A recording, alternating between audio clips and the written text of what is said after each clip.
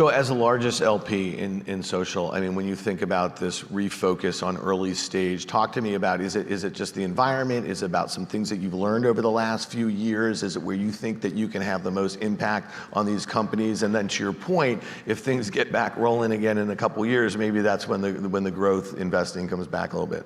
Yeah, I think the problem with growth investing, just to give you some anecdotal data, like at the end of last year, I looked at 7 converts. And these were all extremely well-known companies that all of you would know on a first-name basis. And they all came to me trying to raise convert. And I said, well, here's the real market clearing price of these companies. And none of them took my money. And instead, they did a convert to basically deflect and kick the can down the road on valuation. So we're at that point in the market where all the boards of these private companies refuse to budge on valuation. And the reason is because it impacts meaningfully their DPI or their TVPIs that they've given to LPs.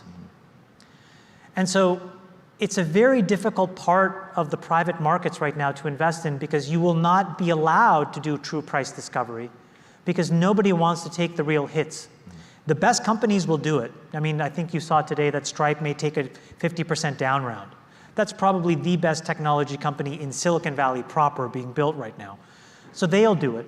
Klarna did it. In fact, it's so interesting that it's all, the through line there is Sequoia, which is an extremely disciplined and incredible organization. So they're able to enforce that discipline.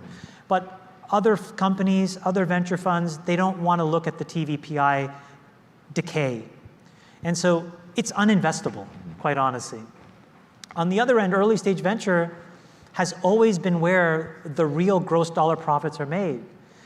And if you overlay that with a rising rate environment and you regress that back 30 or 40 years, in fact, we did it looking back 60 years, the most incredible opportunities to make money are actually when rates are rising in early stage venture. That's just the historical artifact if you look at public companies in size.